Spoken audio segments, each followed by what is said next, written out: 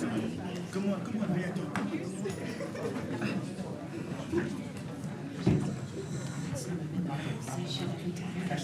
Same place.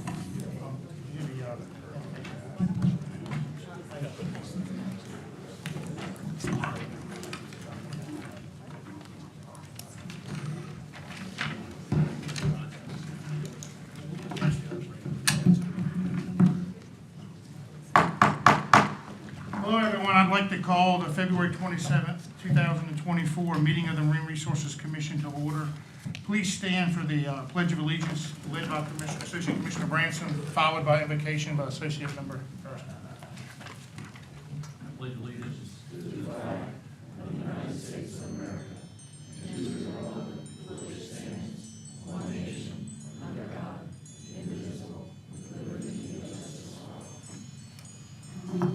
Let us pray. Thank you, Lord, for giving us this opportunity today to meet and discuss Marine Resource Commission issues. Allow us the knowledge and wisdom to appropriately decide decisions here based on the best interest of marine resources of the Commonwealth. Amen. Thank you. Welcome, everyone. Hope everybody's doing well, and it's good to see everyone today.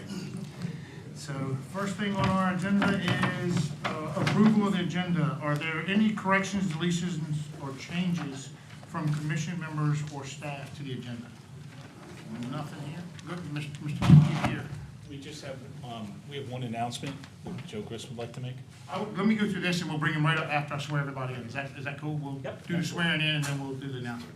So that being said, is there any changes to the agenda from the commission, from staff? You good?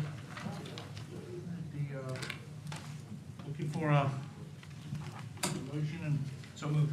I've got a motion to approve the agenda from Mr. Erskine. Do I have a second? Second. Second from Mr. Bonner. All those in favor say aye. Aye. All opposed? Motion carries. All right, minutes. Are there any corrections, deletions, or changes from the commission members or staff for the January 23rd, 2024 commission meeting minutes? Anything from staff? How about commission? All right, we operate on motions here. Get a motion for to accept the minutes? Motion to approve the minutes. Motion to approve, Mr. Ursul. Got a second from Mr. Branson. All those in favor say aye. Aye. Opposed? Abstain. Mr. Minor abstains. All right, swearing in the VMRC and VIM staff that will be speaking or presenting testimony to the meeting today. Do you swear to tell the whole truth, nothing but the truth, so help you God? I do. Thank you very much. All right, now, Chief Gear, do we have Joe Grist here and his new employee for the announcement?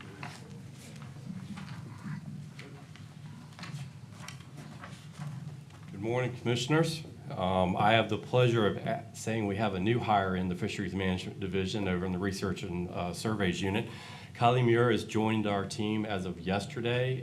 She is going to be focusing most of her efforts on our new Waterman's Apprentice program and also some other elements within the program tied to our recreational fisheries and some other research elements. So we've welcomed her on board. She comes to us with a lot of vast experience as a first man on charter boats, outreach, marketing experience. She's going to be a great asset to the team. So I want to introduce her to y'all. Thank you. Welcome aboard. Thank Welcome you. aboard. Happy to be here. Thank you.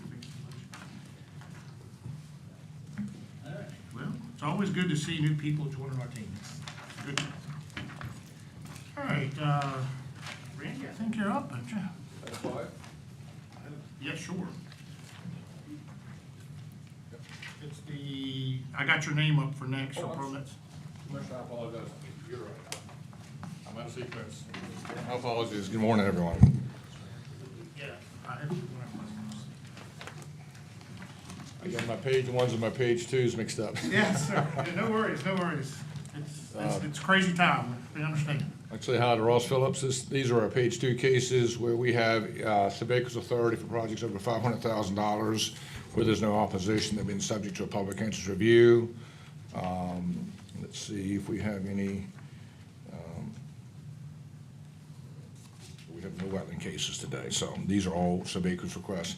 Item 2A, Lux Stones requesting authorization to construct one replacement turn-in dolphin consisting of one 48-inch hollow steel center pile surrounded by 30 12-inch timber pilings adjacent to 4608 Bainbridge Boulevard on the southern branch, Elizabeth River and Chesapeake.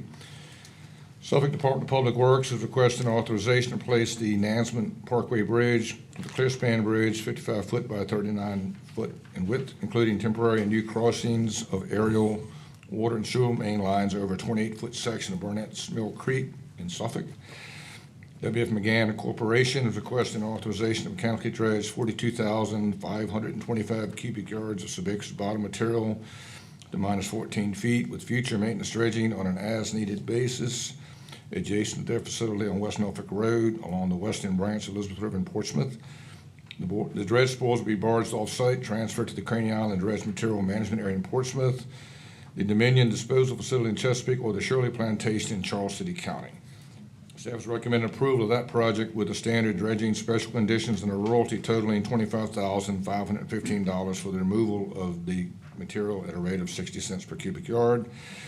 Item 2D, Metro Machine Corporation is requesting authorization to install a new 24-foot by 24-foot concrete mooring dolphin, a new 18-foot by 20-foot mooring dolphin, 2 new concrete tower paint crane pads, and to modify 3 existing fenders adjacent to the existing pier serving their facility on the southern branch of Elizabeth River in the city of Portsmouth. Item 2E, Donald Paget is requesting authorization to install 71 linear feet of vinyl bulkhead property on Villa Road within the town of Claremont along the James River in Surrey County. In this case, we are acting as the default beach and dune authority as they have not adopted that ordinance, and that project has been subject to public interest review as well. Item 2F, back to the subaqueous cases, Metro Machine Corporation is requesting authorization to construct 4 new 22 by 22 foot concrete crane pads at their General Dynamics shipyard on the southern branch of Elizabeth River in Norfolk. Those are my remarks, sir. All right. Any questions from the commission for Chief Unwin? Thank you. Thank you, sir. Is there anyone in the audience that wishes to speak on any of the items listed on the page 2 items here? For or against? Going once? That being said, matters before the commission. Move to approve page 2 items. Got on the a agenda. motion to approve the page 2 items on the agenda from Associate Member Minor. Do I have a second? Got a second from Mr. Bransom. Any further discussion from the commission? That being said, all those in favor say aye. Aye. All those opposed? Motion carries. Thank you. Thank you, Randy. All right. We have no item 3s. I guess, there's, Mr. Phillips, there's no need for closed meeting for consultation. There's no items I have on the list. Not that I'm aware of. Thank you. And Alicia, you're up. You're up to the plate. Number 5. Randy was quick to get there today. Good morning. That's it. I like it. Good morning. I'll be reviewing the abandoned or derelict vessel grant program applications with you this morning.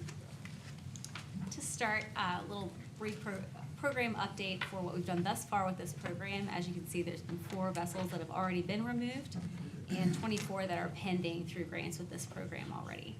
Those are some that you've already heard, which is a little bit of an overview of what we've done in 2023. Program update for the budget. All of those grants before you totaled just over $411,000. That leaves about $1.2 million available for contracts for grant applications for this cycle and beyond. And just a reminder that once we reach this point, we have 4 applications today.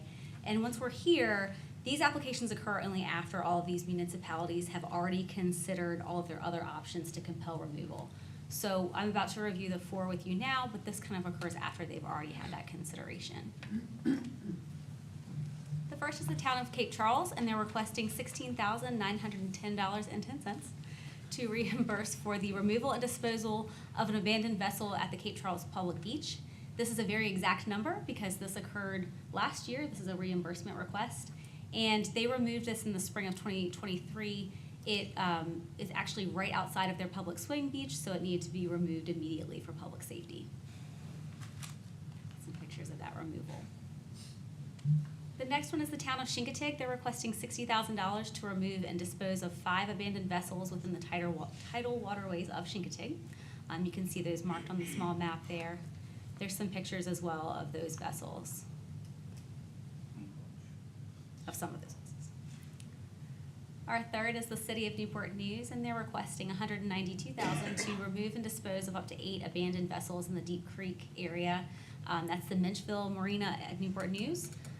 This is an area that we've seen quite a number of abandoned vessels, and the funding there is to remove and dispose of those safely.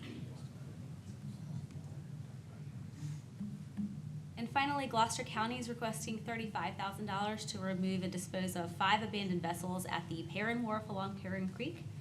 They have some images of this as well for you. These are all very similar, just vessels that have been abandoned. These municipalities have already sort of considered their options for removal and come to us after. So sort of a brief summary of those. All 4 of these requests are consistent with our Abandoned and Derelict Vessel Grant Program Manual. They total $3,910.10 to remove 19 total abandoned or derelict vessels. Any questions? Any questions for Ms. Nelson from the commission? Ms. Cullen? Of the jobs that have been completed, I think you had 3 of them, did they come in at or under budget? So I'm a bit of a substitute today, and I believe that those were all exact, but I would have to confirm with Rachel. Yeah, that's correct. They're not estimates, the previous ones. That's exactly what they paid to get them removed. Okay, thank you. Any other questions? Any more questions from the commission? Thank you. Well, the matters, is there anybody here that thank you, Alicia. Is there anybody here that wishes to speak on this matter before I bring it before the commission? So, that being said, Alicia, great work. Thank you for stepping in for Rachel. Rachel Peabody took a much-needed breather, day off, so she's the ADV person, so she's been doing a great job with this. And I appreciate your support, Alicia. That being said, matters before the commission. Motion to approve the request. Motion to approve from Mr. Erskines. Do I get it? Mr. Erskines, do I get a second? A second. Got a second. From Mr. Edwards, I'm sorry. And is there any further discussion? That being said, all those in favor say aye. Aye. All those opposed? Motion carries. Thank you. Thank you, Alicia. All right, Mr. Madden, you're up. Good morning, sir.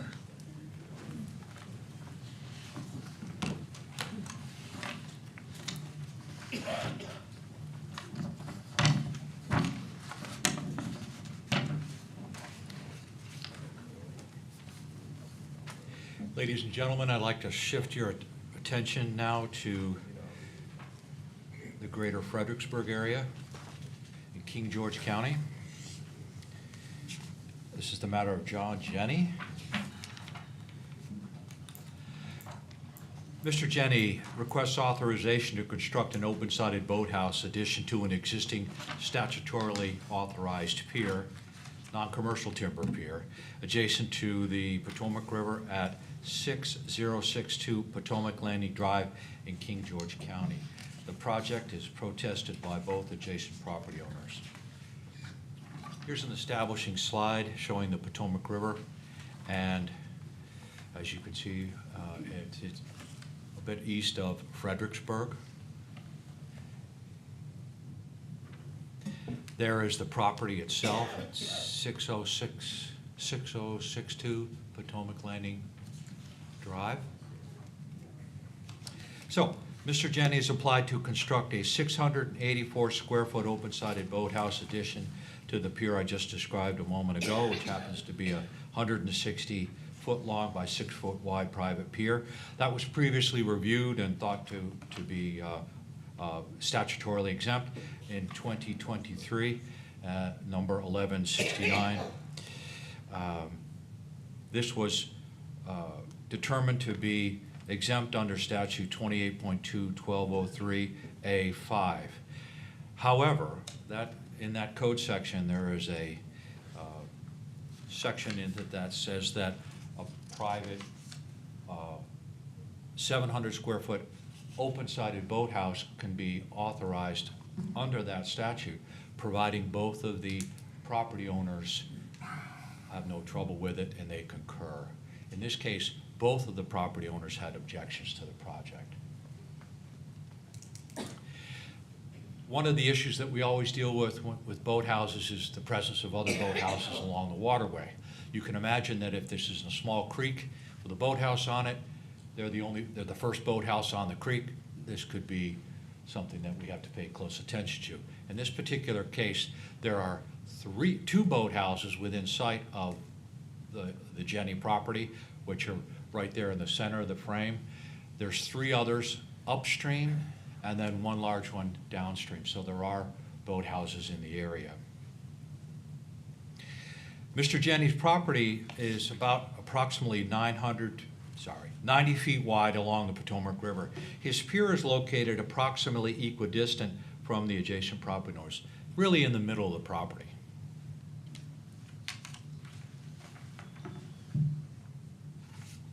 There's the photograph showing the 2 adjacent property owners that are in protest of the project.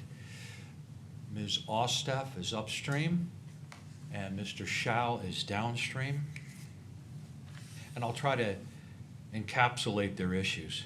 Ms. Alice Osteff, the upstream property owner to the west, has submitted comments to VMRC, and they're in your packet, expressing her concern that the boathouse will impact her view of the Potomac River, a view she's enjoyed for 23 years.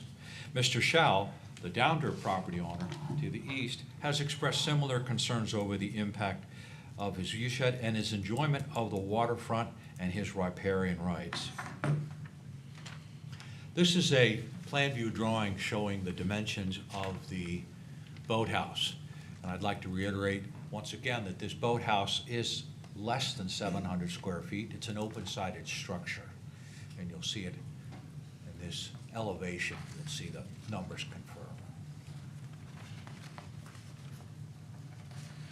Here's the view looking downstream from the Janney property.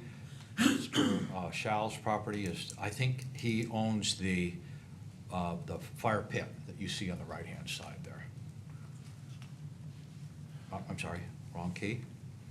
And now I'm looking upstream at the Osteff property, and you'll see in the background, you'll see a boathouse, 700 square foot boathouse within her view shed. So anyway, as far as the summary and recommendation, Section 28.2, 1203, 4, and 5, which I mentioned a moment ago, provides statutory authorization for the construction of an open-sided boathouse measuring 700 square feet or less, which is designed to cover a single vessel, providing the adjacent property owners voice no objection. In this case, while the boathouse is properly designed, both adjacent property owners have raised objections to the structure, and therefore it requires a permit. A public notice was placed in the newspaper having general circulation in the area, and the only one who had any issues were those 2 property owners. Staff understands the protestants' concerns regarding their viewshed and riparian rights. In this case, staff notes that the authorized pier and proposed bulkhead boathouse are centrally located on the applicant's property and well within the extended property lines. In addition, the boathouse will be open-sided and at the end of a 160-foot-long pier. Staff is of the opinion that the open-sided structure will not impact the viewshed much more than a boathouse and an uncovered lift. If Mr. Schall believes the boathouse might impact his riparian rights to enjoy his property, it's a civil matter to be brought before the circuit court. Accordingly, after evaluation of the merits of the project against the concerns expressed by those in opposition to the project, and after consideration of all the factors contained in 28.2.1205 of the Code of Virginia, staff recommends approval of the project as proposed. If you look in your packet, there also, with the protest, there were 3 inclusions with Ms. Osteff's opposition, and here are the photographs. I let this out. This is looking right straight out from the Janney property, looking all the way across to Maryland. And this is the pier as it is right now. All of that is statutorily authorized. But this is the Osteff. This is what Ms. Osteff included in her opposition letter. These are her photographs that she took and sent to us.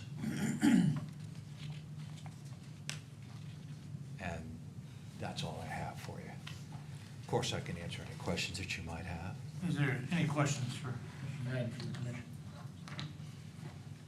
Thank you, sir. You're welcome. Thank you so much. Is the applicant here or a representative for the applicant wish to speak? Please come forward. Please state your name for the record in the microphone.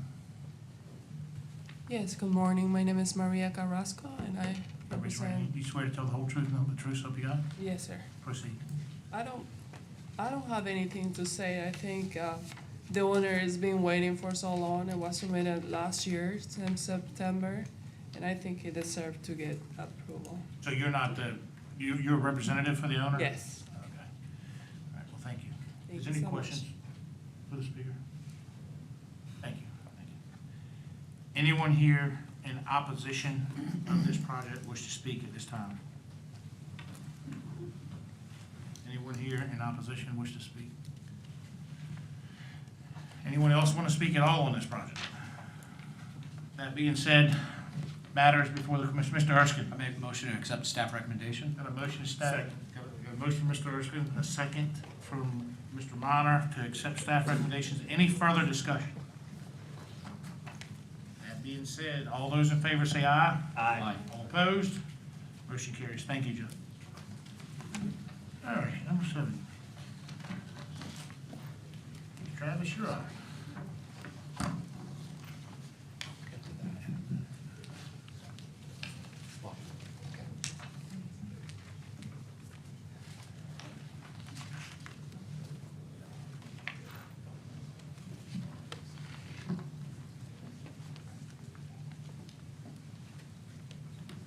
Good morning, everyone. Today I bring before you Rappahannock River Oysters' request to rebuild a 1,440 square foot oyster house on the wharf at the Rappahannock Oyster Company facility located on Lockleys Creek at 784 Lockleys Creek Road in Middlesex County. This project is protested by nearby property owners. This map shows you the location of the project. And this is a closer view showing you the location of the project in the blue star and the location of our protestant in the red icon. This is our initial drawing showing the location and configuration of the previous oyster house shaded in gray and the new location of the proposed reconstructed oyster house in our orange lining. This is a plan view drawing showing the measurements and configuration of the proposed oyster house. And this is a cross-section detailing the oyster house. This is a drawing provided showing the intended usage and where their equipment will be inside that oyster house. These are pictures showing the previous oyster house as of 2022. And this is showing the location of the oyster house that was lost post-fire. Another view of that. This image shows the applicant's pier from the protestant's yard. Leading to our protestant, we've received a total of 1 protest for this project with primary concerns including diminishing of view shed and property value and the continued expansion of the commercial operation. Staff recommends approval of this project. I'm here if you have any questions, and I believe our protestants are here as well. Thank you, Kirsten. Is there any questions for Ms. Travis? Mr. Hadley? The building that they are applying for right now, is it the same size as the one that was previously there? I believe it's a little bit larger.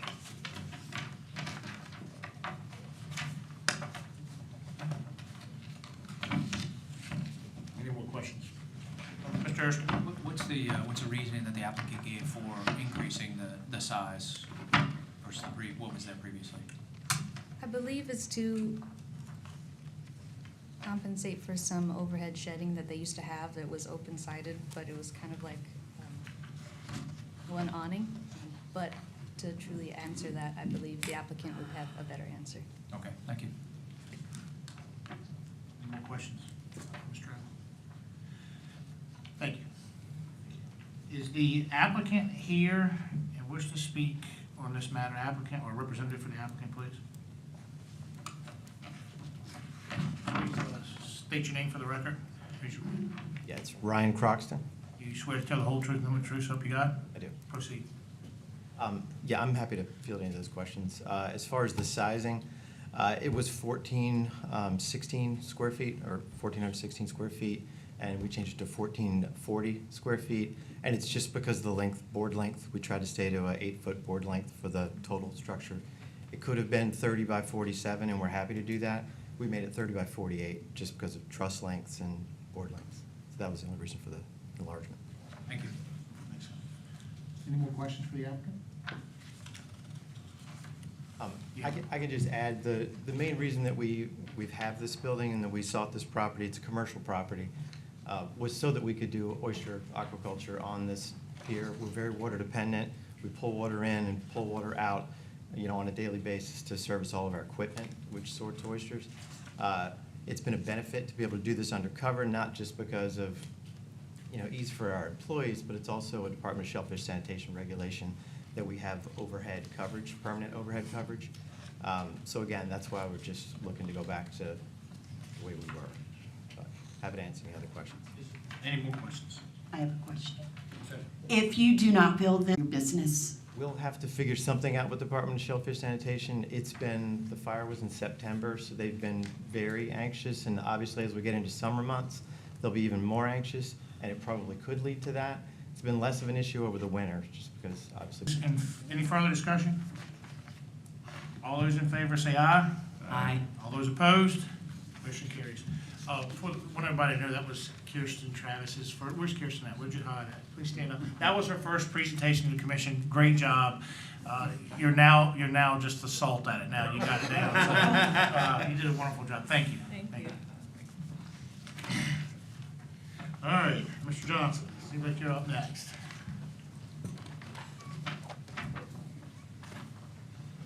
Good morning.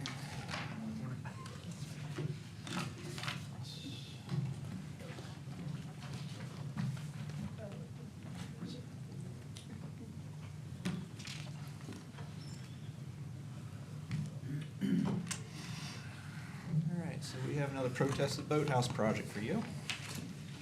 This is Matthew Bott requesting authorization to install an 18-foot by 30-foot open-sided covered boat lift on a statutorily authorized private pier along Stutz Creek at 62 Shallow Cove Lane in Matthews County.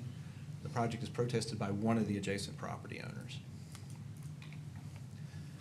Here's a map showing the location of Matthews County, the Rappahannock River Piankatank River coming down through here just south of Wynn's Island.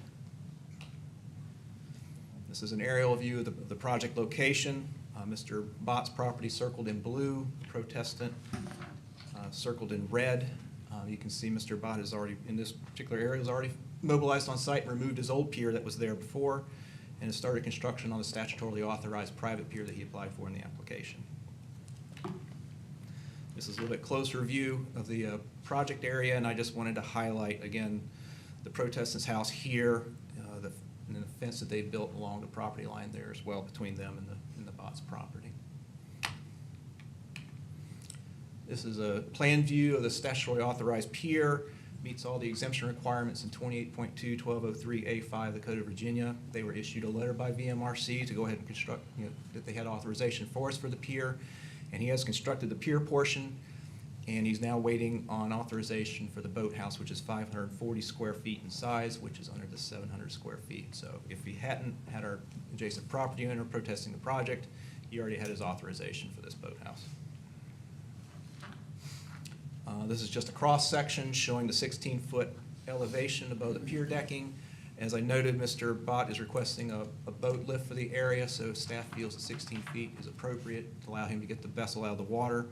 We always encourage people to use boat lifts because that way they're not using bottom paints or anything like that to keep organisms from biofouling on it and leaching toxic heavy metals into the water. This is a ground shot showing Mr. Bott's pier that he's constructed. You can see he's already driven the pilings for the boathouse. We're typically fine with that because if for some reason the boathouse isn't authorized, he can always just cut them off. But, you know, a lot of times when they have material already on site and they're driving pilings, they want to go ahead and do that. So we didn't have any, you know, issue with those pilings being there. This is a ground shot standing on the property line between Mr. Bott and Mr. Kelly, the protestant. You can see in the background here, we've got a boathouse behind them as well. There's one other boathouse on the creek as well. So it's not out of the nature of this creek to have boathouses upon it. So, and again, this kind of just lines up. So that's just, you know, giving you an idea what their view shed would be.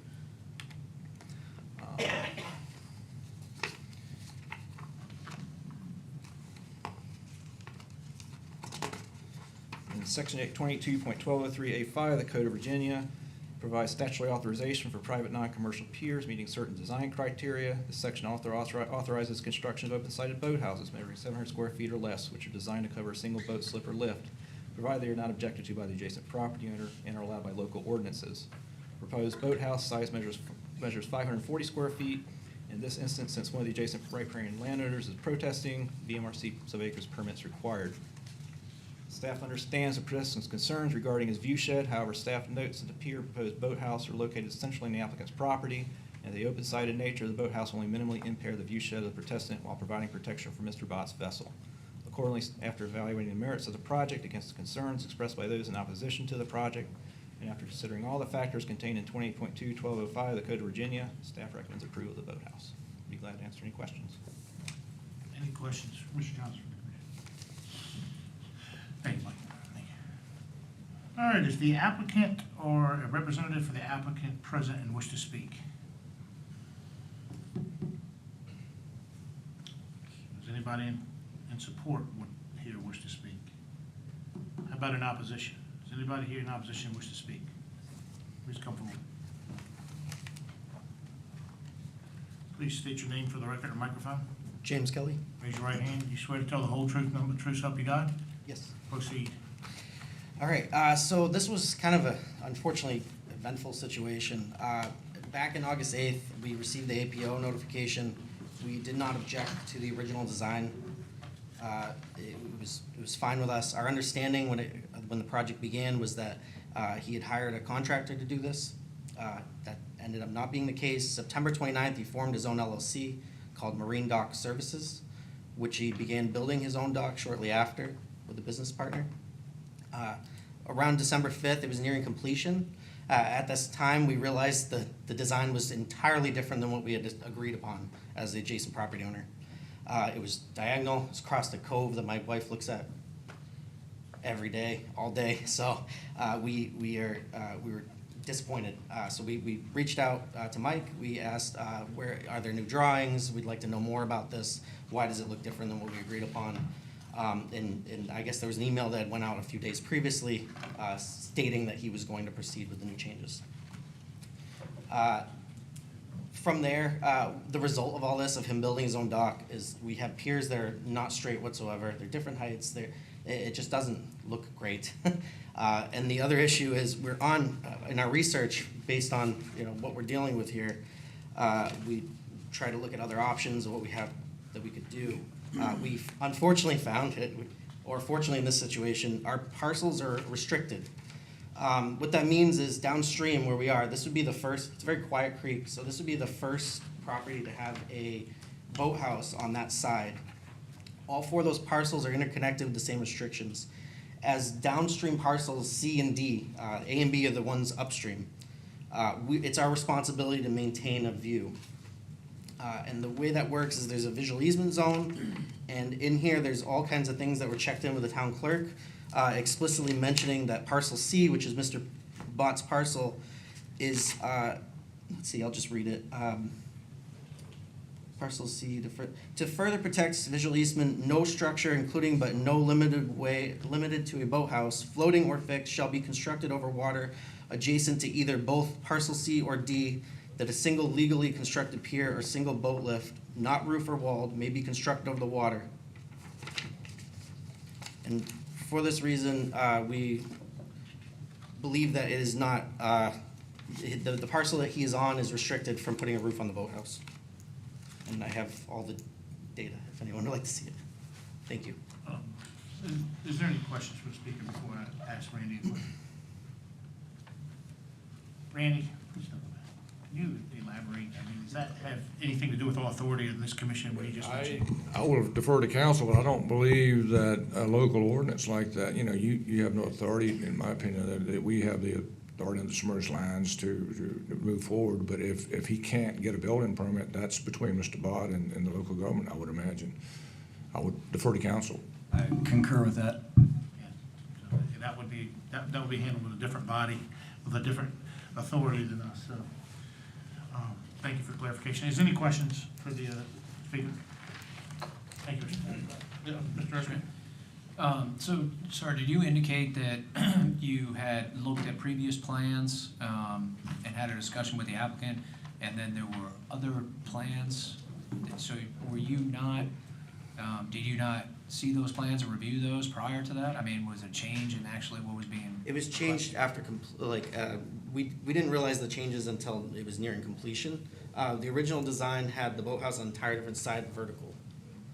This new design that appeared out of nowhere before approval of any VMRC was not even notified by the time he had turned this and started building it this way, which is entirely different. It's just not. Okay. Can I? Go ahead, Mr. Erskine. Maybe my question was for staff, as well, to get their input. So originally, they had an agent who submitted an application.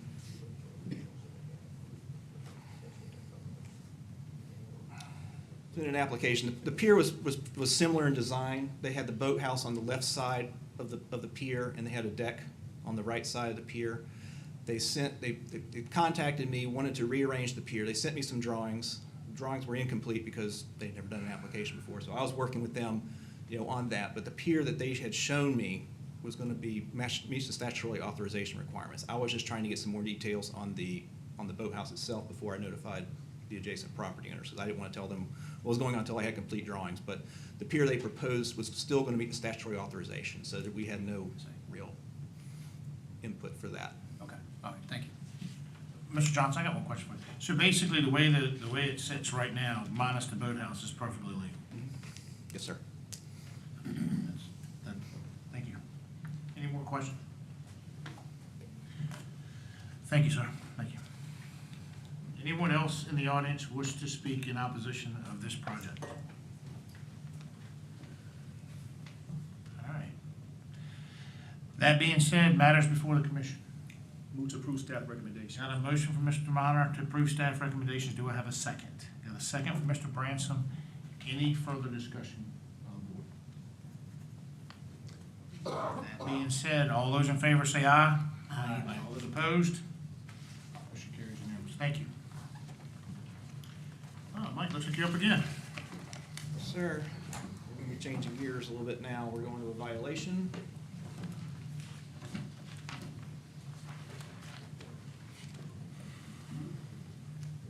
All right, this is consideration of the civil charges to a marine agent, Roger McKinley, and a marine contractor, R&W Marine, for the construction of a rock sill living shoreline project prior to a commission subaqueous permit being issued. The unauthorized installation occurred at 195 Old Cove Road in Matthews County and was identified as VMRC ID number 2021-0944 for Mr. Matthew Jenkins.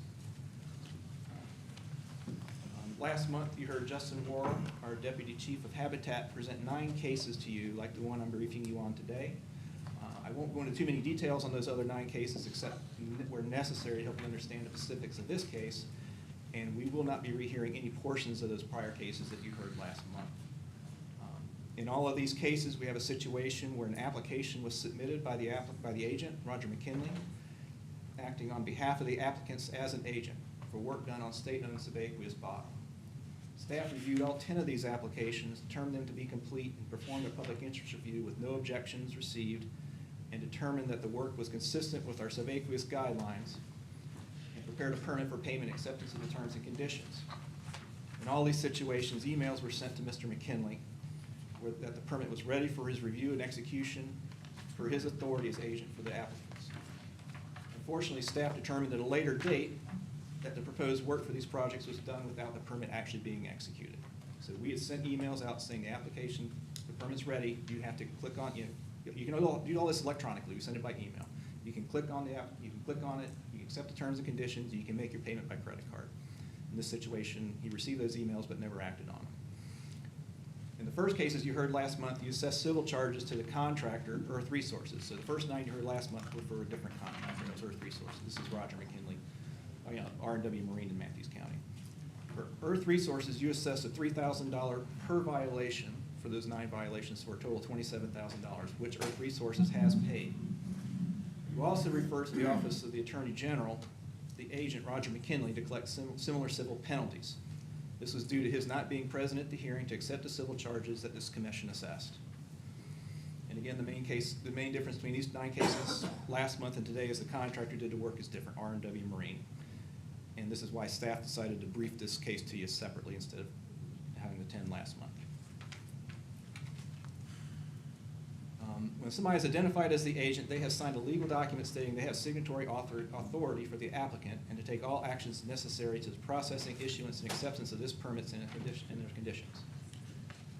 Here you can see the proper signatures in this section of the application by the agent, Roger McKinley, the applicant, and Mr. Matthew Jenkins. Also in this form, you can see Earth Resources was initially contracted to do the work for the permit. Whoops. However, at some point during the process, Earth Resources notified the applicant the logistics were preventing them from doing the work in a timely manner. R&W Marine were then hired by the applicant to do the work.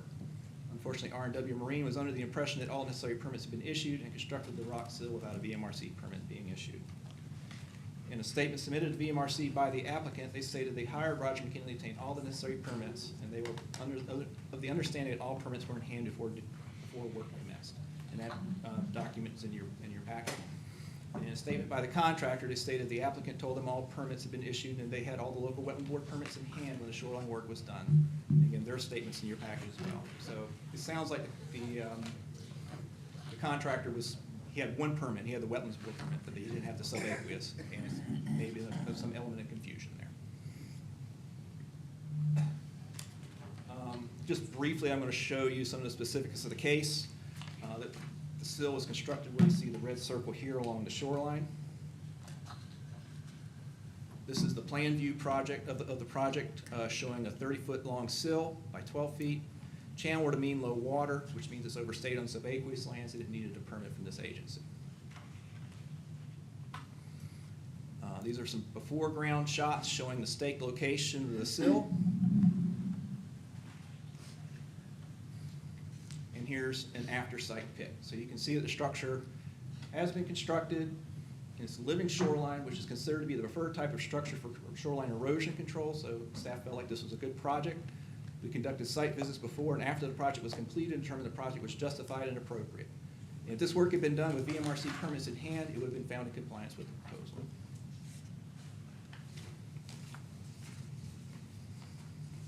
Summary recommendation, both the marine contractor, R&W Marine, and the authorized agent, Roger McKinley, have decades of experience working with our agency in the joint permit application submittal and review process. Staff cannot explain or comprehend why both the contractor and agent felt that this installation could commence without first having the commission permits in hand. Therefore, in accordance with section 28.2-1213 of the Code of Virginia, in keeping with the commission's civil charge assessment matrix, staff recommends that the marine contractor, R&W Marine, be assessed $1,000 for the violation in lieu of further enforcement action. This is a reduced amount compared to what was assessed at Earth Resources last month, but staff feels that there is a mitigating circumstance due to the timing in which the contractor was hired for the work. However, they are a seasoned marine contracting company, knowledgeable in the VMRC permitting process, and therefore should be subject to a civil charge. Furthermore, staff recommends that the agent, Mr. Roger McKinley, be assessed $3,000 for this violation, which matches the commission's recommendation to the Office of the Attorney General for civil penalties at the meeting last month. Staff acknowledges that Mr. McKinley did not physically install the project over state and submerged lands. However, per our investigation, it is clear that he played an integral and specific role in advising the applicant to proceed with the installation. In addition, he was also sent multiple reminders of the permit issue requirements for the project. After explaining the violation to the applicant and confirming that he had no involvement or understanding of the permit process, Habitat staff decided to issue an after-the-fact permit upon receipt of the required payments. Ultimately, we don't feel that the applicant should be assessed any civil charges. If marine contractors, in this unique case, marine agents, are allowed to consistently install or to instruct to install projects over state and submerged lands without the commission permits being issued, then our regulatory permit process is significantly devalued. If there are no consequences for such violators, then our agency needs to be prepared to see and accept many more unauthorized installations, some that may have been at serious adverse impacts upon the Commonwealth's marine resources. Such unauthorized installations should not be acceptable to this commission and certainly should not be tolerated as the cost of doing business for the contractor nor the agent. Should the commission decide to assess civil charges and the contractor and/or agent disagree with paying such civil charges, staff recommends that the matter be immediately sent to the Office of Attorney General for prosecution. I'm glad to answer any questions you have. Is there any questions? Mr. Branch? Thank you, Commissioner. Mike, the original contractor, Earth Resources, how far into the project did they go, or did they not even start?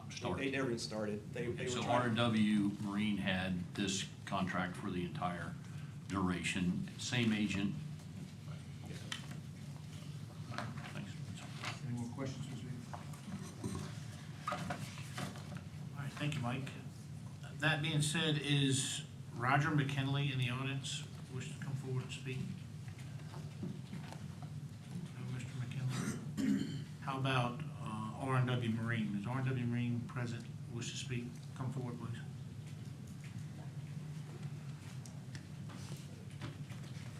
Please state your name for the record, and microphone, raise your right hand.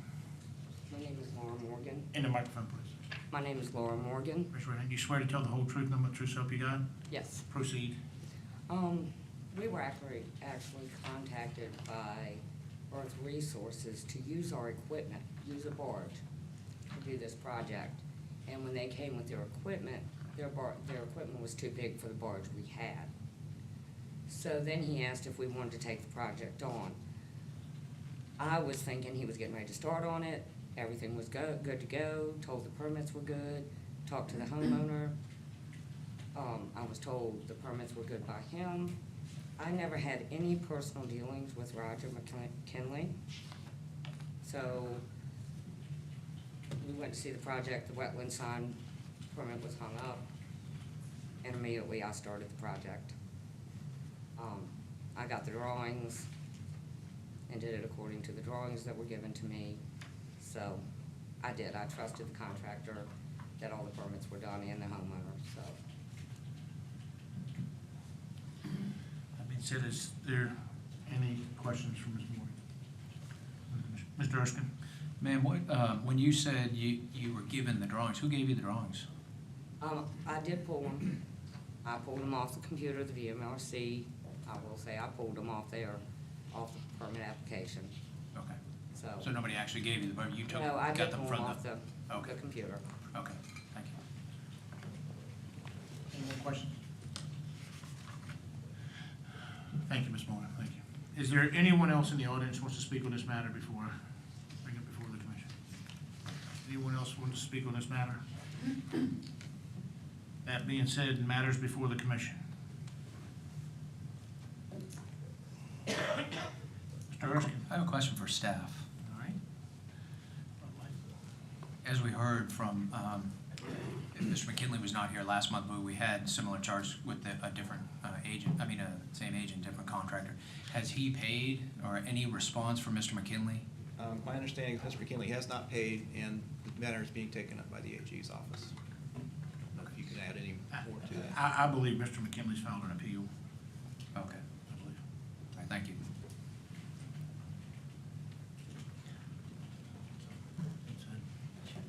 Any more questions? Is that what you- I have a question for staff, please. What is the reduced amount compared to what was assessed to Earth Resources last month? We discussed this at our monthly meeting, and because of the timing of the issue with R&W Marine coming in, late in the process, the permit hadn't been issued yet, but, the contractor and the agent had been working on the project prior, and they come in, they see that a wetland board permit's been issued, but they don't have a subaqueous, so staff felt like there may have been some element of confusion on their part about whether or not a VMRC permit is required. That's no excuse, we just thought it might be a mitigating circumstance for you at least to consider today. You can still assess more if you want, we just felt like it might be a mitigating circumstance. Wouldn't that have been posted, though, if it was a permit that they would have looked for before they started the project? If they looked at our database closely, they probably should have been able to see the fact that a VMRC subaqueous permit was required, and taken appropriate steps there. Obviously, I wasn't there looking over their shoulder when they were doing this on the computer, but, you know, staff doesn't think they're guiltless. Staff just thinks that maybe there was some confusion there, that's all. What was the fee assessed last month? Was it, It was $3,000 to the contractor for each of the 9 violations. and it's requested to reduce it to 1?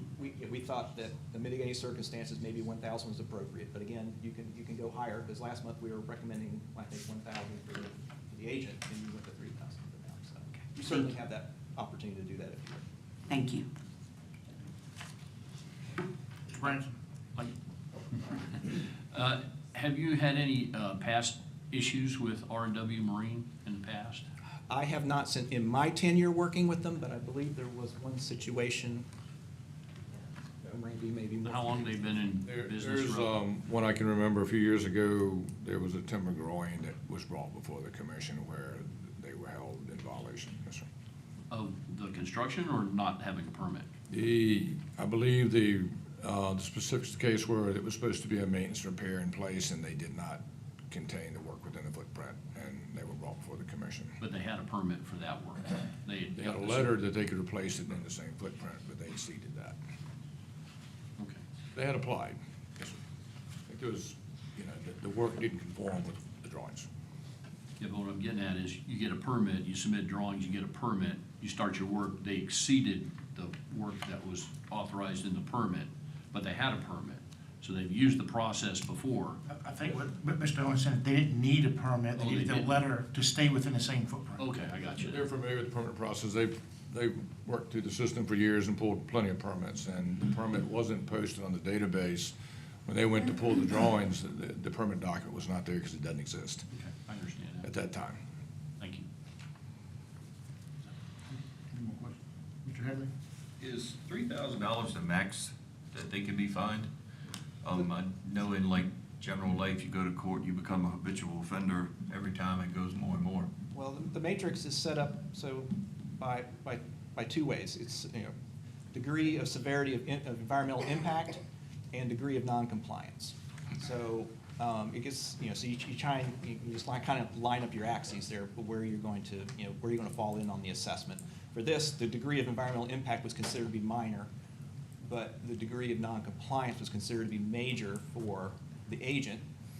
And we were thinking maybe because of the confusion, we could reduce it to minor for the degree of noncompliance for the contractor. But again, if you feel that that's not warranted, it should be higher, that's certainly within your purview to assess a higher civil charge. But the matrix actually goes all the way up to $10,000, which is the max by code we can assess for a civil charge. And that's for major degree of environmental impact, major degree of noncompliance. Would you consider being a habitual offender major? Yes. For 10 violations? Yeah. I believe that was our discussion, and maybe I'm speaking. Just want to clarify, are we speaking about Mr. McKinley. Callis Marine or Mr. McKinley? The agent. I understand, okay. When you said 10, that's what I was thinking. Thank you. Any further questions? Yeah, I think in the legal world, it doesn't take 10 to be considered habitual. So, but anyways, that being said, is there anyone else who wishes to speak on this before I bring this back before the commission? All right, matters before the commission.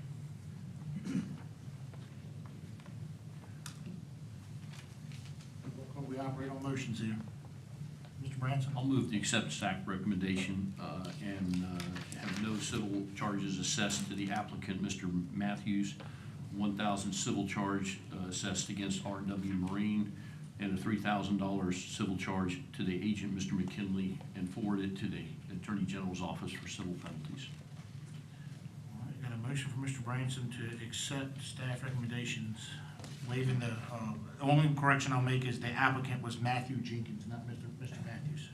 Matthews Jenkins. Matthew Jenkins, for the record. Is there any further discussion needed, or do I have a second? I'll second. Got a second, Mr. Hand? Any further discussion? All right, that being said, all those in favor say aye. Aye. All those opposed? Motion carries. Ms. Morgan, you have to come back up here, please, for a second. I'm starting to figure this thing out a little bit. I have to get you to accept the $1,000 civil penalty before you leave. Will you accept the $1,000 civil penalty assessed on R&W Construction from the commission? I will. Thank you, ma'am. Thank you. And I have to, for the record, ask for Mr. Roger McKinley. Is Roger McKinley in the house? Let the record reflect that Mr. McKinley is not present. And we'll have to proceed with the acknowledgement to the AG's office. All right, that being said, we're on to public comment. Lisa, can you make sure that the timer ready, please?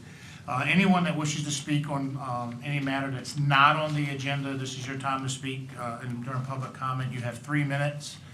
Please come forward if you would like to speak during public comment.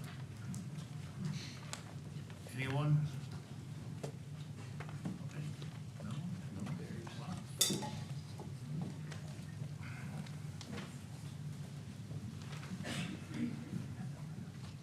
Please state your name for the record. Hi, my name is Melanie Bailey, and I'm here today to see if my oyster user's fee can be reinstated. Can you raise your right hand for me, please? You swear to tell the whole truth and nothing but the truth, so help you God? I do. All right, proceed. Yeah, thank you. Ms. Bailey reached out to me prior to coming and asked that I just give a little quick background, and she's here if there's any questions. But I think the situation is that she simply forgot to get her user fee last year. She's had it transferred in 2022 and just didn't pay. And current regulation requires that this user fee be paid the previous calendar year unless there's a medical hardship or active military service. At the staff level, we can't break our own regulations, and that's why she's here today, is just to ask that she'd be allowed to pay this fee this year. That would be the only thing that would need to happen to her to be reinstated. I Sure, believe it was- about 2023s and 2024s? Correct. Yeah, it was my deceased father-in-law's, so he was a, lifetime waterman. So this is very hard for me that I forgot this. I mean, it's very unusual. I always, for my family, keep our catch reports up to date. I try to be accurate on everything I do, so this has just devastated me that I did this. I have 2 grandsons now that, I was hoping that this would be for one of them at least, It's just very hard that I did this, and I have no clue why I did. I have no clue. Is there any questions from the commission? We have a request, the matters before the commission, it's up to the commission if you want to address this.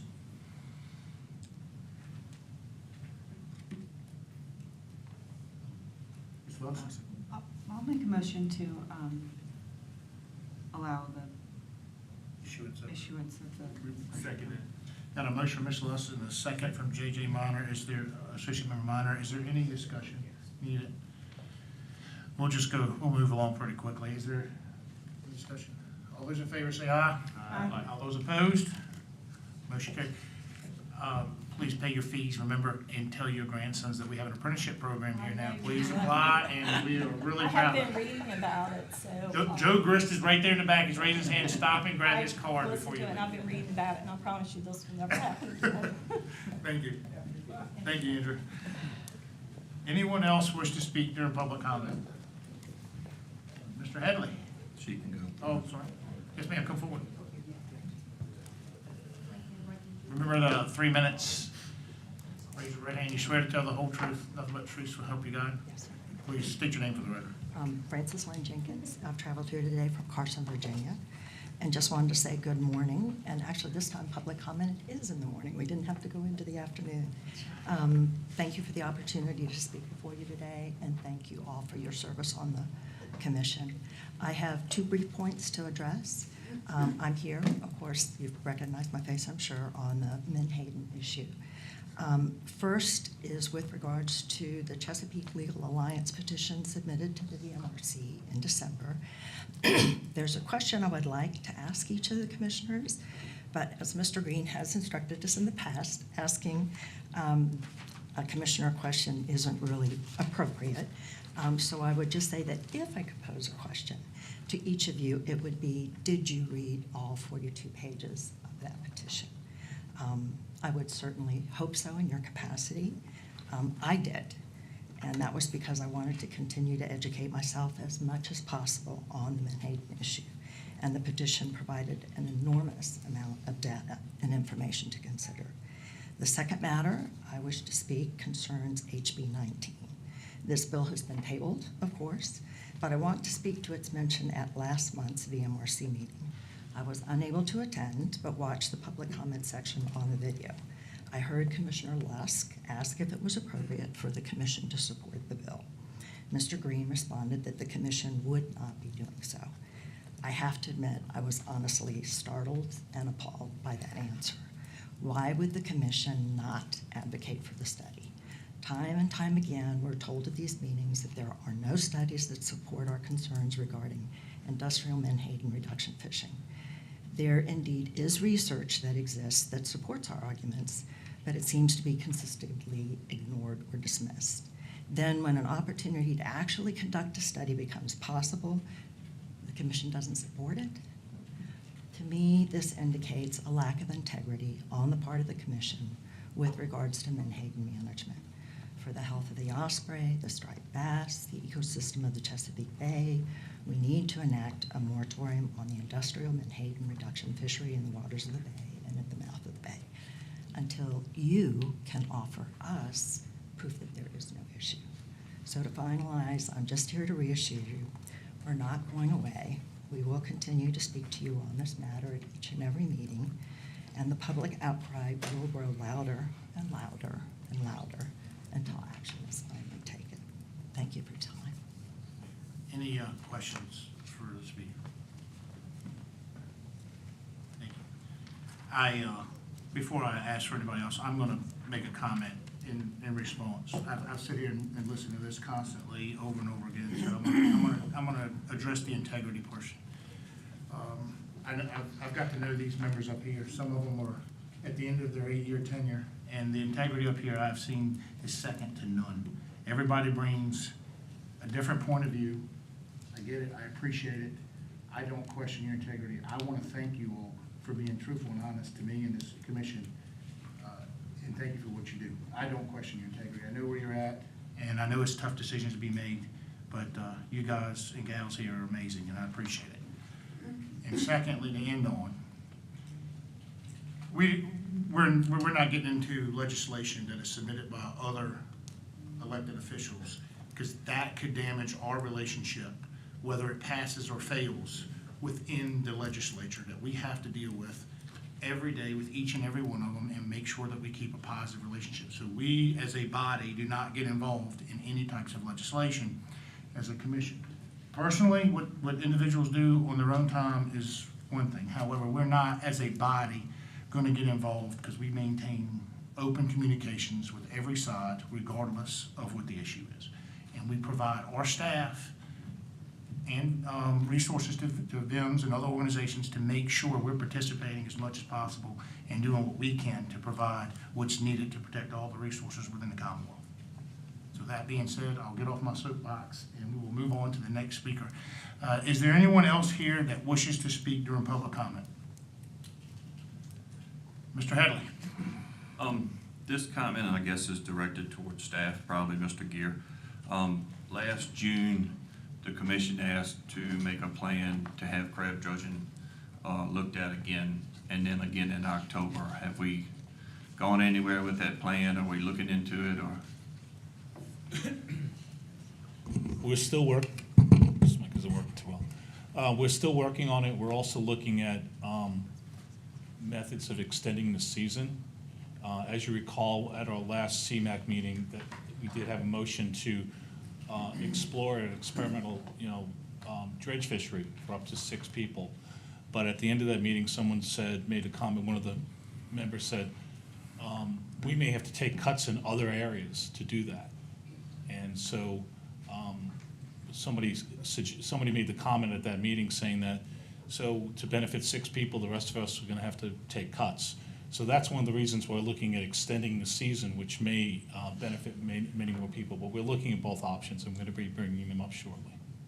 At one time, after dredging was shut down, did staff or anybody here that was with staff at that time have a plan in place or submitted a plan to bring dredging There back? was a previous plan put in place that was proposed. Joe, do you remember what year that was? 2013. 2013. What happened to that? I don't believe the board approved it. One last question. If dredging, when they did a study on dredging, I forget what year it was with 4 boats, but they found that the dredging was a very efficient way of catching crabs, especially on softer bottoms. Matter of fact, if I'm not mistaken, it was less than 1% dead loss. Wouldn't that be a way to look at it, to look into bringing it back? You can look at it that way, but because of because of our commitments to CBSAC and that process, we had to take cuts back in 2008 of 38%, and about 17% of that was the dredge fishery. If we bring the dredge fishery back, we have to reach out to CBSAC and say, are we going to have to take other cuts to account for that? Okay, so we don't, I know I've spoke to some folks at Maryland already, but we're hoping that at our next CBSAC meeting, we can bring this up and say, what would happen if we brought back the dredge fishery? What would we be required to do? We have to take other cuts in other areas of the fishery. Thank you. Any further questions? Ms. Keller? On that same note, not really a question, just a statement. When I was on this commission, not this exact commission, when we had to close the crab dredge fishery. And at that time, we offered that user group some hope that if things got back to a certain place, that they'd have the opportunity to go back again. And it seems like I haven't heard any conversation in years. The hope is based on the results from the winter dredge survey. We have to have a certain level of abundance for consecutive years to allow it, and we've never met that threshold yet. So I think it was 3 years above that level. I think it's 197 million crabs right now. So we've never met that threshold to even consider it at this point. Can I ask a question? And a follow-up, is that threshold built in by VMRC? No, it's or built is in by that the CBSAC, by the annual, we have a stock assessment, we do an annual update. And we don't adjust that number every year. The last time we adjusted it was in 2022, I believe. But the assessment, we do an update of the assessment each year. It shows what the threshold and target should be. And then the CBSAC voted to adopt that new level. It's actually a little bit lower than it was before. I think it was 215 million crabs before. So I think it's 197 right now. Okay, thank you. Ms. Keller? When is the next CBSAC? Oh, the next CBSAC meeting will probably be after the dredge fishery ends, the survey ends, the dredge survey ends, which will probably be mid to late April is when the next meeting will be. There is presently a new stock assessment that's underway that BMRC and Maryland DNR are funding. The grant has gone to University of Maryland's Environmental Science, or CBL as many people know it, and they've just started it. They've had their first data workshop, they have their terms of reference, and they're getting going, and they plan to have the results for that probably ready by the end of 2025, beginning of 2026. Follow up? Yes, ma'am. Is there anything we can go ahead and do now to be proactive and to start to move forward, to have a plan in case the stock assessment comes back at the point where we could move forward with the dredge fishery? Move forward with the dredge fishery? Is there anything we can start now, a panel? Well, that's CMAC? That's one of the things we're looking at. We know that, the CMAC talked about, we know the water temperatures are rising. We've seen that. I can show you graphs, especially in the wintertime. Water temperatures are in the wintertime much higher than they used to be. So quite frankly, I'm not sure how effective a dredge may be in the wintertime because it has gotten so much warmer. But should our season be, should we adjust the time of our season as a result of that to benefit all crabbers? So that's one of the things we're looking at. I think that might have a bigger bang for the buck than a limited dredge fishery, in my opinion.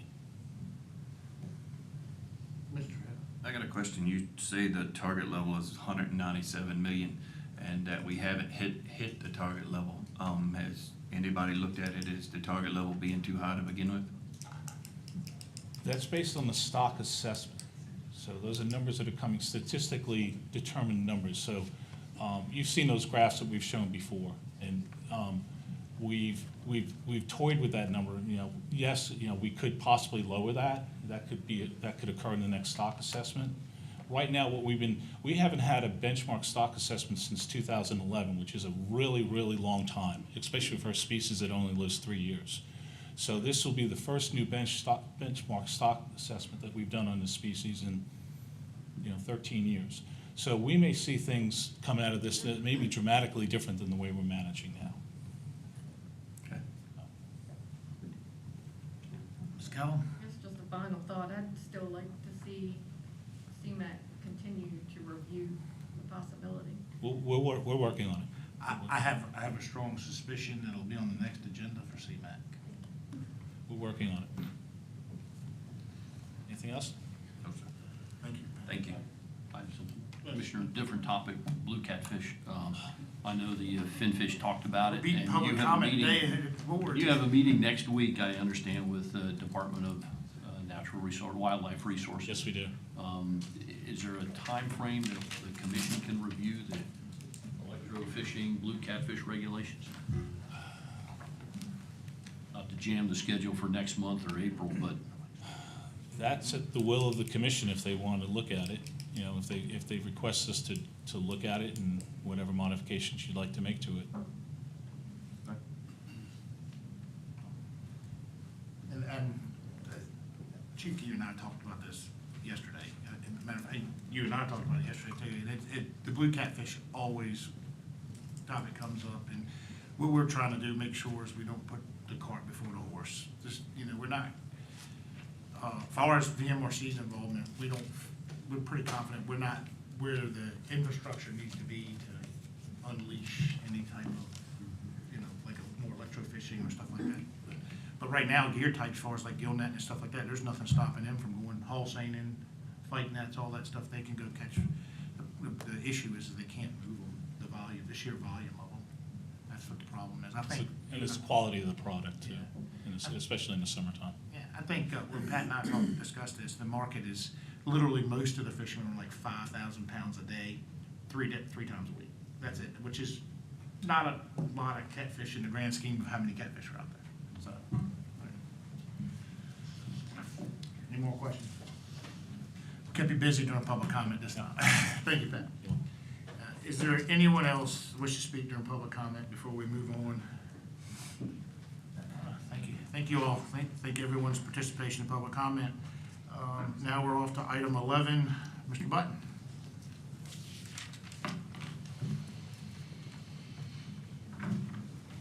Good morning, commissioners and members of the commission. I don't have a presentation prepared for this item. It should be a pretty short one.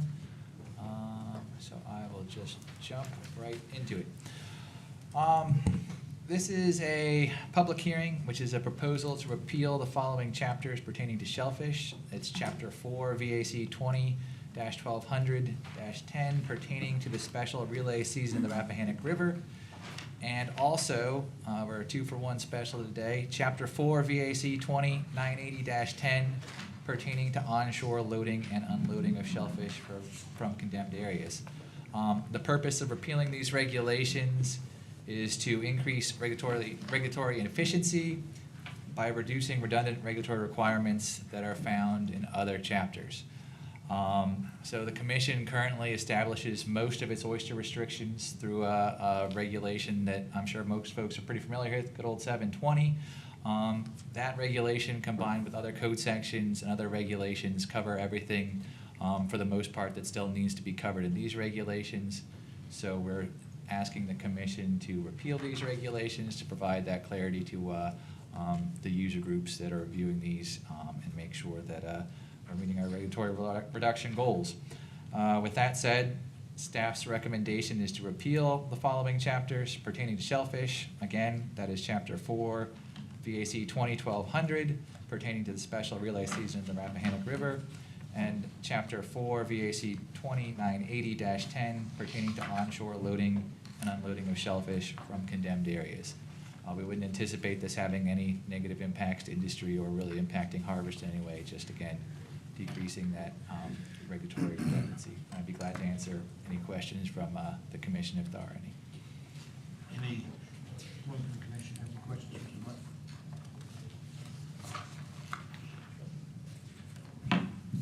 Thank you, that's pretty cut and dry, right? Thank you. Is there anyone in the audience that wishes to speak on this matter, on these, the reduction of these two regs?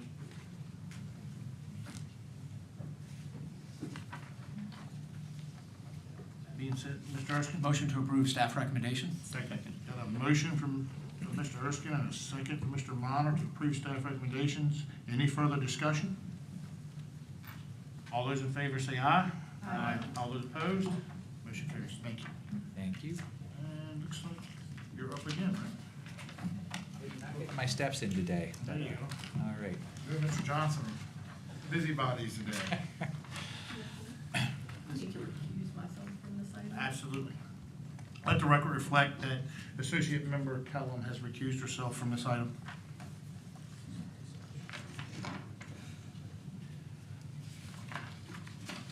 All right.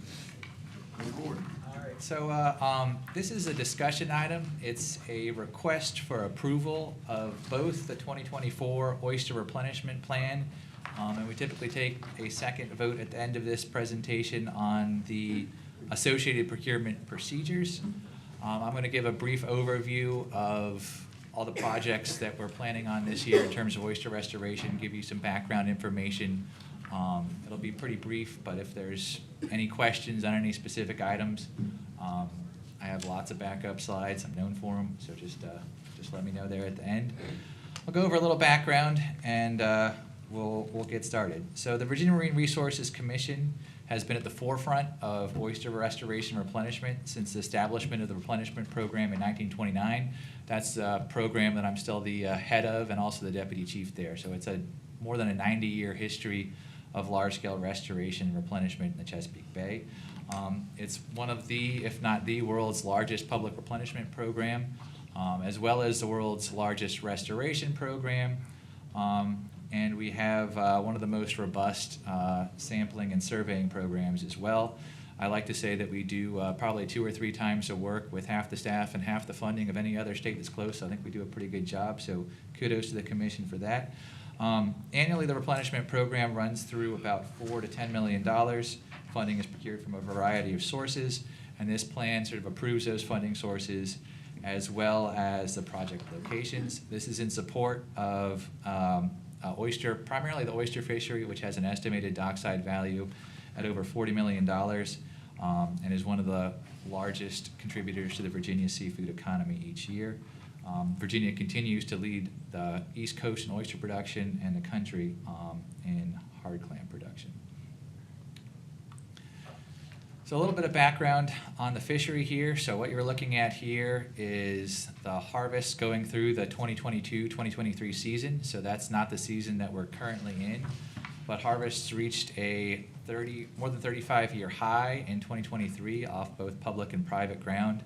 Combined, over 700,000 bushels of oysters came out of Virginia waters, which if you look back there, was the highest time period since the 1987 season.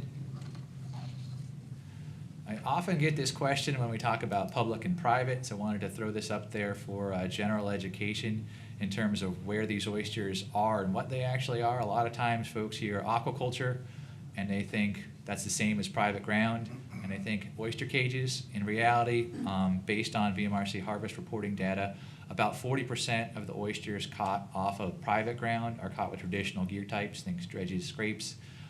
About 20% are actually containerized aquaculture, so think cages, floats, and bags.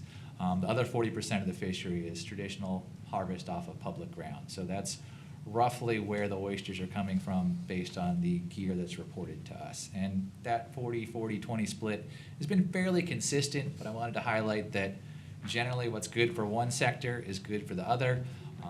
When oyster populations are doing well on public ground, they tend to be doing well on private ground, and the hatcheries that are dependent on the same water quality tend to be producing lots of oysters there, and market conditions affect all three. So you saw that graph trending upward. The other good thing that is really why we're here today is managing both the number of live oysters, and today we're focusing on that shell resource.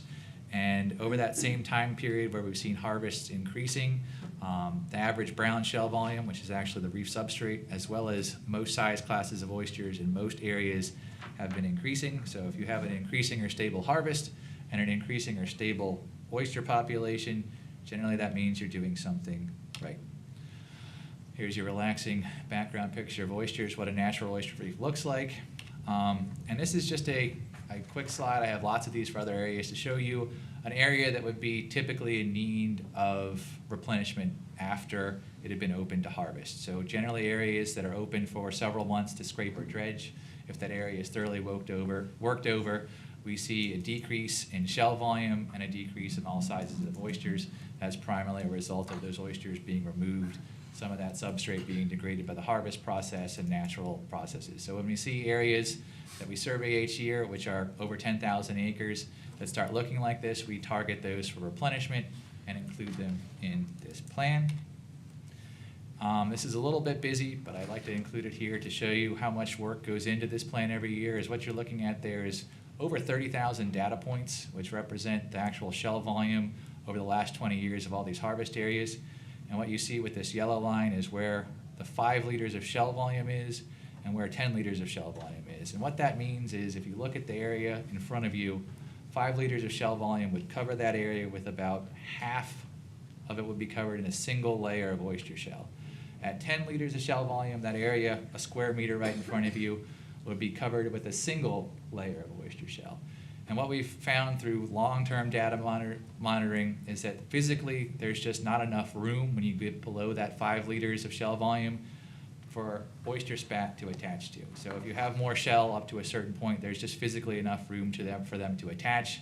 You can see right here at 10 liters when you really start taking off and you're fully able to capitalize on a spat set should you get one. So that's a little bit of the background on why and how we get to where we'd like to put shells. Now we'll get into the meat and potatoes of the dollars. So this table is included in your evaluation there, but this is an overview of the funding and the proposed projects, which I'll go into detail here shortly, starting with seed transportation. And also for the record, this plan was reviewed by SMAC at the most recent SMAC meeting and largely adopted unanimously as you're being presented here now. We may have corrected a few little typos here and there, but for the most part, SMAC was unanimous in its support of this plan. So in the past, the Conservation Replenishment Department has moved a small quantity of seed from hand-tong areas in the James River to primarily low recruitment areas in the Potomac tributaries. In the past, we've been able to do this for about $9, $10 a bushel.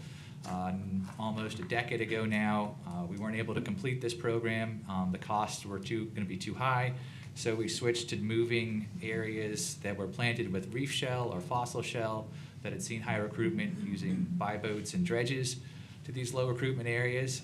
This year we'd like to try to do both programs. You can see there in the table that up to $300,000 would be spent at a cost of around $6 if it's going to be that dredged seed, moving it with dredges and then planting it with single boats, or up to $15 a bushel if we're doing hand-tong seed. We're also looking at potentially doing some hand-tong seed in the Great Wicomico and moving that seed to grow out areas in Deep Rock.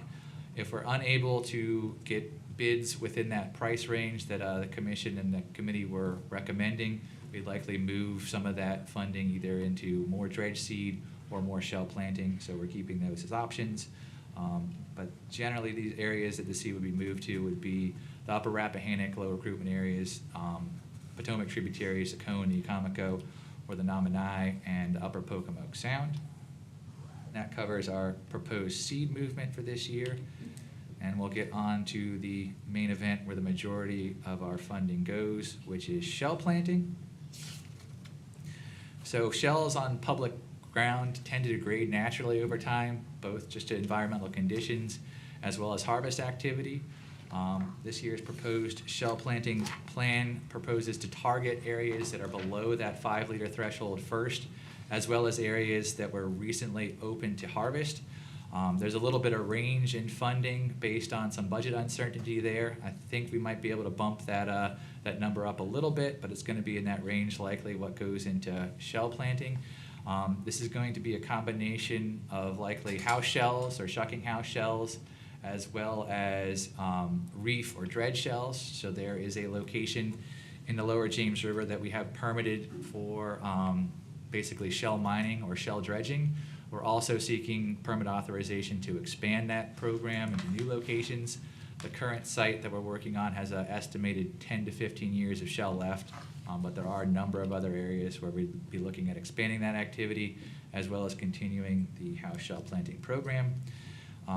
Again, the specifics are primarily focusing on areas, they're included in your attachment there, that are most in need below that 5 liters, and then areas that are below that 10 liters if we can, as well as areas that were more recently open to harvest this season, which you're looking at here. So any areas working with our advisory groups, if they have recommendations, we'll also target for shell planting, particularly if we're mobilized and in the area. And estimated costs on that are around $250 to $550 a bushel. And we target our shell planting at about 1,000 bushels of acre. We'll go a little bit lighter if the area has more brown shell volume. We don't cover up any oysters. These shells are planted directly on harvest areas. And we've been doing it like that for close to 30 years, and I think is one of the reasons we're where we are today. That covers the majority of our shell planting program, which again will be in that range there. And that's what we'll focus on. And again, the goal is to get the most comparable shell for the lowest per unit cost and plant it on the most areas that we can. There's also going to be some shell planting on the eastern shore, Miss Edwards territory over there this year. So there is a shell deposit that we regularly dredge shell using a large ordinary oyster dredge and a private contractor. On the seaside eastern shore, we typically plant 10 to 15 acres on the seaside. And this year, we're excited to move some of this restoration effort to a bayside creek. Nassawattucks Creek will also be targeted in addition to a planting location selected on the seaside. This is just a quick overview of the area there, Nassawattucks Creek, that we'd likely put some of the shell on. We did get out there here recently, and it does look like a pretty suitable bottom. Might make a pretty good harvest area. I think there were some private ground individuals who recently did some shell planting in this creek and have had success. So we're looking to hopefully imitate that success with this program this year. That funding is a combination of general funds and Nature Conservancy donated funds as well. So we're glad to continue that partnership with them. The other portion of our program is alternative culch planting, or also known as rocks. So we primarily use clean ground quarry stone.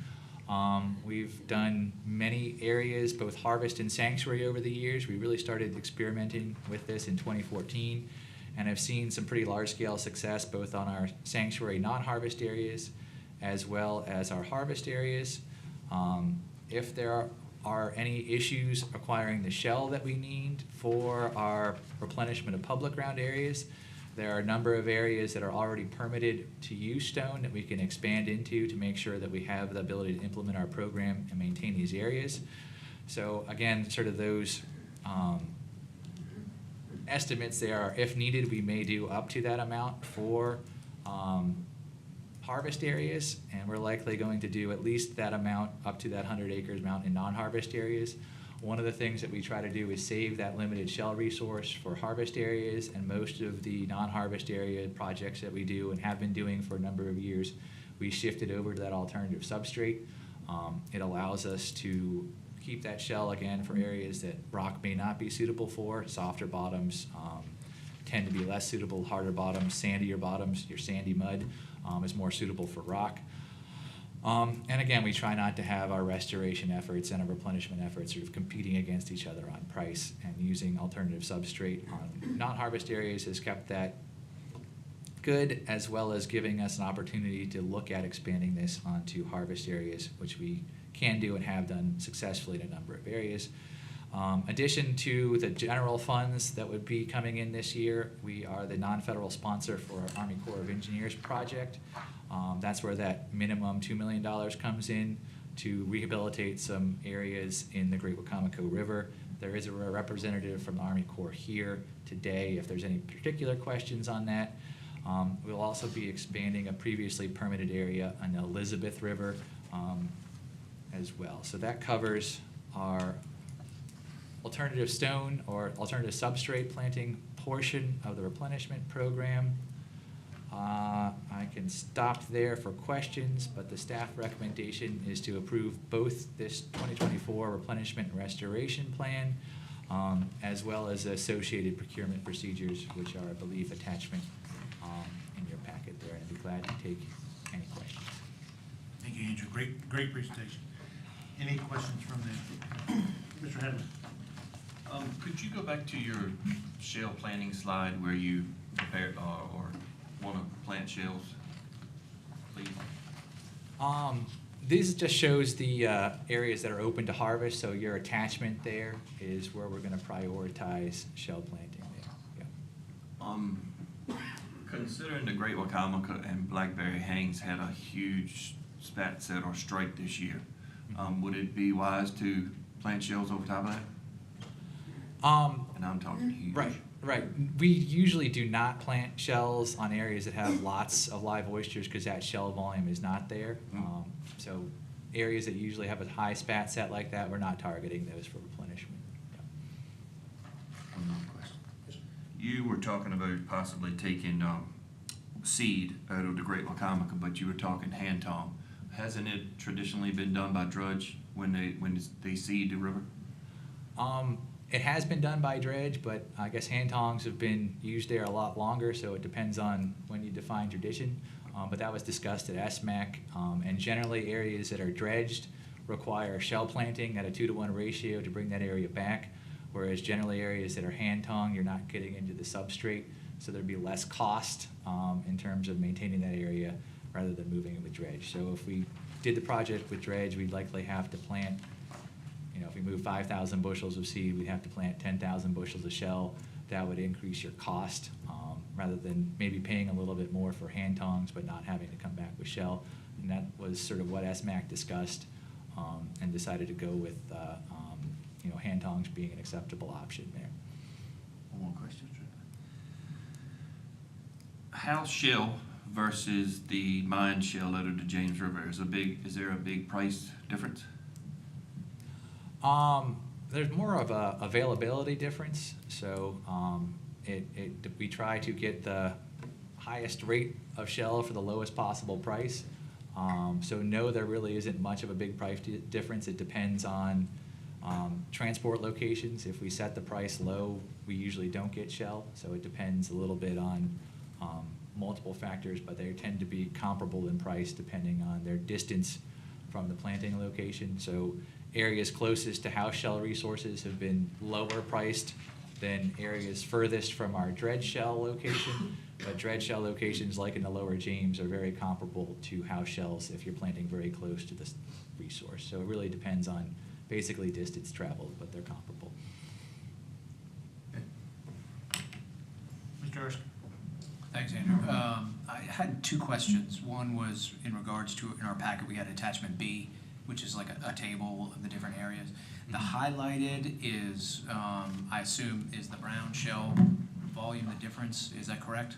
That's correct. So the areas that are shown in I guess it didn't come out in color there, but sort of the top ones are areas that are sort of below that 5-liter threshold, and the areas that are in red, I guess, and areas that are yellow are below that 10-liter threshold. You may notice that a lot of those areas are in Upper James, the majority of that. We will not be targeting those areas for replenishment. There's really just not enough shell to do those areas. They're shallower. So we primarily focus this activity on areas that are regularly open to scrape and dredging to maintain those areas. Follow-up? Yes, sir. On a different subject, the deposit, the fossil deposit, how long do you think that has left for fossil shell? Based on the most recent data that we got from the operators of the dredge site, we basically at the current rate, and there's a little bit of variability to it, we estimate 10 to 15 years at that current site. Again, we're seeking permit authorization to expand the permitted area there around Craney Island this year. And there are a number of other resources, but the area that we're working in now, our sort of best estimate based on just the acreage that we've used so far is 10 to 15 years. That could be less if the shell deposits are shallower, if they're deeper. We're not dredging all the way down to the maximum depth. So it could be twice that, it could be half that, but somewhere in that range. Further follow-up. In regards to that, you've identified the new area that's permitted to do that. Are there other areas that you're aware of that have fossil shell deposits? Yes, I have a large box in my office that identifies a lot of those areas, and we're also working with the Army Corps to resurvey some areas to assess that shell depth, but there are some other areas. Some of the issues are some of these areas have already been dredged, so in the past, VDOT and others actually just sort of mine shell. So some of these areas may initially show up as a survey, but some extraction may have already happened. So there is some uncertainty, but there is also some additional areas, and we continue to look for other areas to look at, both inland, there's shell deposits there, as well as expanding our alternative substrate. Thank you. I can expand on that a little bit, Mr. Erskine. We're in the process now of looking at what we're doing and what we can add to our successes on this. And one of the things that I've requested us look into, and Chief Kenyon has been working with me diligently and with Deputy Chief Button here to figure out what does it look like to look for the fossil shell. What type of exploration can we get into to find more? Because most, if not all, of the fossil shell deposits that we know about were found when they were drilling for oil in the 50s. So I want to figure out a way to where we can utilize that resource that we probably don't know about. Where is there any more that we're not aware of? And Andrew's right. He's got maps on quite a few, but we want to make sure that we have a long-term plan to make sure we know where everything is just in case. Kind of an all-of-the-above approach, not just what we have, where can we go from here in 15, 20, 30 years, so to speak. So we're working on that now. It's not going to be a cheap endeavor, but we're working on looking at who can do that kind of work and find that resource for us. So we're all-of-the-above approach. I'm going to meet with Dr. Lukenbach here in a little while and have a discussion on some of our thoughts and where we're trying to go with this to make sure that we keep this not only stable, but grow on it while we're having our success. Thank you. So any more questions? Thank you, Andrew. Yep. That being said, are you finished? Yep, and just if we could get two separate motions there, just for, Two separate motions. Is there anyone in the audience that wishes to speak on this before I bring it before the commission? All right, so we're going to need two separate motions. One is for the replenishment plan, and the other would be for the permit? The procurement procedures, correct. Procurement procedure, I'm sorry, procurement procedure. So let's start with the replenishment plan first. The replenishment plan is before the commission. Move to approve. Got a motion to approve staff recommendations from Mr. Minor. Do I have a second? Got a second from Mr. Branson. Any further conversation or discussion on the replenishment plan? That being said, all those in favor say aye. Aye. All those opposed? One abstention? One abstention, A.J. Erskine abstaining. All right, so it goes 6 and one abstention and one recusal. All right, the next one would be the procurement. For this. Move to approve the procurement plan. Got a motion to approve staff's procurement plan for Mr. Bonner. Do I have a second? I have a second from Mr. Branson. Any further discussion? That being said, all those in favor say aye. Aye. Abstention. One abstention, Mr. A.J. Erskine, and one recusal, Mrs. Keller. 6 ayes. Thank you. All carries. Thank you, and there's a standing invitation for anyone who wants to come see some of this projects in action. It's We're going to take you up on that. a sight to see. We're going to take you up on it. Thank you, Andrew. All right, moving right along. All right. Let the record reflect that Ms. Kellum is back at her station, willing and able and ready to move along. So, Ms. Nelson, you are up and running now. We're here to talk about one of my most favorite things in the world. I think Joe Grist knows all about this. Oh, yes. Hello again. I'm here to present the recommendation from our Commercial Fishing Advisory Board. The CFAB met virtually on February 2nd this year, and they advised the commission on expenditures from our Marine Fishing Improvement Fund. That is our license fund made up of the sales of commercial fishing licenses. They reviewed and recommended one program, and that is our Waterman's Apprentice Program for education outreach funding with Mr. Grest, who is here if you have any questions. Our Commissioner's Waterman's Apprentice Program was successfully piloted in 2023 with 6 apprentices, and there are plans to continue and expand that program. To do that, they do need funding. The funding requested this year is $100,000 for the first year, and specified that no less than $75,000 of that will be used specifically for subsidizing their safety gear, training, and materials needed for the program, with $25,000 set aside to be used toward outreach and marketing needs. No funds here are being used for staff pay or benefits. And this is just the funding they need to continue and expand that program for this year. Mr. Grest is here. I may have his presentation in the back pocket if anybody has any questions, but otherwise this is the specific funding request that was presented to our CFAB board.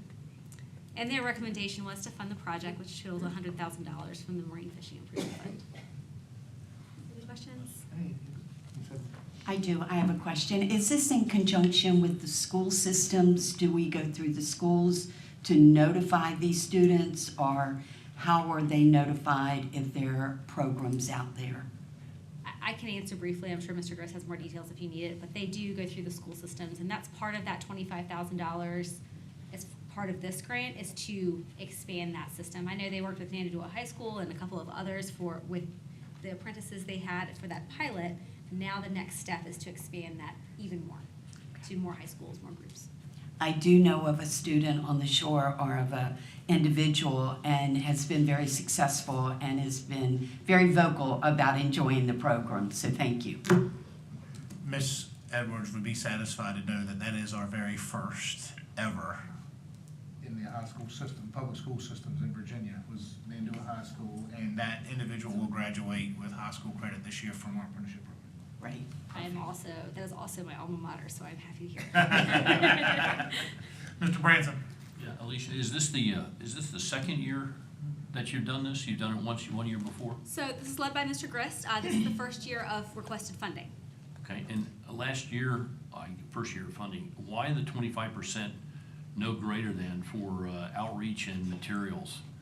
Is that a requirement? No, the intention there was that the bulk of these funds would be used to benefit the apprentices directly. And that Versus 25% is deemed sufficient if it's a new program starting up, that, you know? We don't have brackets or rules on that for applicants to the program. That's something set by the application. Yeah, this went to the Commercial Fishing Advisory Board, just pretty much exact process that RFAB has, and was vetted through that. More questions? Thank you, Alicia, you did amazing. Anyone in the audience wish to speak on this matter before I bring it before the commission? Joe, I'm going to prevent from dragging you up, because we're close to the end, and you can talk all day on this one. So. I'm not Rob. Anyone else want to speak? All right. That being said, matters before the commission. Motion. Oh, go ahead. Go ahead, you're fine, go ahead. Motion to approve funding. And I second it. Okay, got a motion from Mr. Headley and to approve the funding and a second from Mr. Bonner. Is there any further discussion? I think Ms. Edwards is ready to vote on her local school systems. Any further discussion? All those in favor say aye. Aye. All those opposed? Motion carries. Thank you, Alicia. Thank you so much. That looks like to me that was the last item on the agenda. Is there anything further needed from the commission, board? Any questions, thoughts, concerns, or prayers? Yeah. All right, there being no further business, this meeting is adjourned. The next commission meeting will be Tuesday, March 26, 2024.